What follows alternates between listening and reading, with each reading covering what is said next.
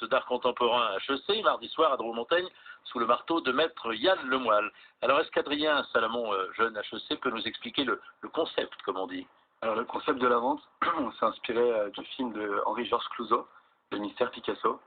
Et en fait, on est allé dans les ateliers des artistes, 7 artistes contemporains, connus dans le monde entier, qu'on allait filmer dans leur atelier, en train de réaliser une œuvre unique qui sera en vente lors d'une vente relayée sur drôlive.com et à Dreux-Montagne. Le but est de filmer, en fait... c'est pas tout à fait la création de l'œuvre, mais on a essayé de résumer la création de l'œuvre. Exactement. C'est des petits films de 2 minutes et les gens enchérissent pendant que l'œuvre se crée. Et c'est Hugo Monet d'Arras qui a réalisé ces vidéos. Alors, vous avez suivi les artistes, c'est long à tourner, comment ça se passe? Alors, il y a 2 vidéos, les vidéos ont été faites de manière différente. Il n'y a que 2 artistes que j'ai directement filmés. Les autres vidéos ont été réalisées d'après des photos des artistes et où j'ai essayé de recréer le fil de la création en jouant sur les photos. Et pour les artistes que j'ai filmés, ça a pris entre 3 et 4 heures. Il y a un artiste qui était étalé sur 2 jours et c'était nécessairement plus court que c'était pas un travail de plusieurs semaines. Maître Lemoyle, alors vous, il faudrait que vous arriviez à tenir l'enchère ou à ce qu'elle monte pendant 2 minutes, 3 minutes, 5 minutes, le temps qu'on voit l'œuvre se créer? Oui, je pense que malheureusement, le temps de l'enchère réelle va être concentré sur la fin du film, de la création, la fin de la création.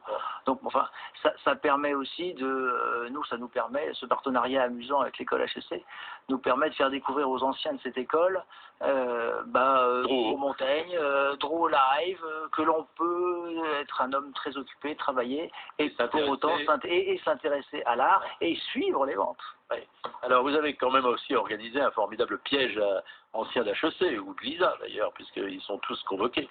Il faut qu'ils soient dans la salle pour enchérir, ils peuvent enchérir en ligne, vous avez... Alors, pas forcément. On a 80 invités qui viendront lors de la vente à Dreux-Montagne.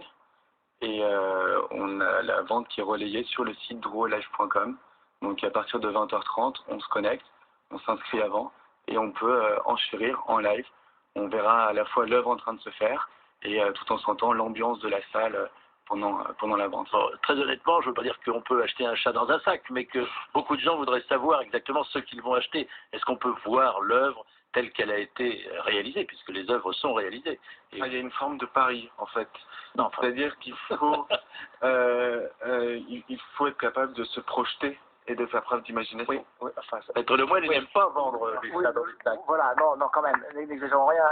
Les œuvres sont visibles à Montaigne, dans le cadre d'une exposition publique traditionnelle, dont les horaires sont assez larges, puisque c'est lundi de 12h à 18h et mardi 31 de 11h à 18h. Donc, vous voyez, on peut venir voir les œuvres, surtout qu'il y a 7 œuvres. Oui, donc je pense que le public a le temps de venir apprécier les œuvres directement. Est-ce qu'à HEC, vous avez quelques rudiments d'enseignement de l'histoire de l'art? On vous intéresse à la chose?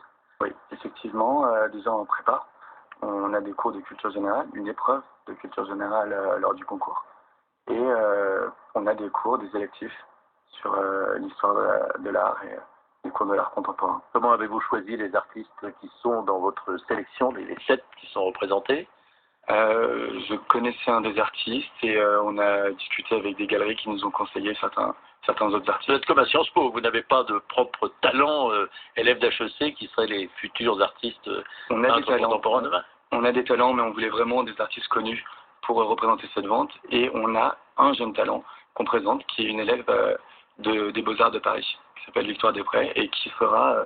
une de ces œuvres sera en vente pour la première fois. On va faire ça de façon conventionnelle, Maître Lemoyle, vous avez des estimations normalement? Oui, entre 1000 et 4000 euros. Et je tiens à préciser que la vente se fait sans aucun frais supplémentaire. Ce qui laisse entendre qu'il pourrait y en avoir d'autres dans les ventes traditionnelles, mais ça c'est pour c'est celle de l'initiation finalement à l'art contemporain des HEC, des anciens d'HEC, etc. Ça représente une population très importante. L'école a 140 ans? L'école a 130 ans. 130 ans? Et ça représente le réseau des anciens, c'est 40 000 anciens. Et là, vous les avez mobilisés. Aujourd'hui, avec Internet, on peut, d'un claquement de doigts, réunir combien d'HEC en activité? On peut au moins les intéresser, leur envoyer un mail pour pour leur expliquer en fait le concept de la vente et leur présenter la vente. Voilà, et vous prêterez votre fichier à Drouot qui en fera certainement. Très bonne usage, certainement. Merci à Adrien Salamon, merci à Hugo Monet d'Arras et merci à vous, Maître Yann Lemoel, d'être venu dans ce chercheur d'art à Paris. Bonsoir.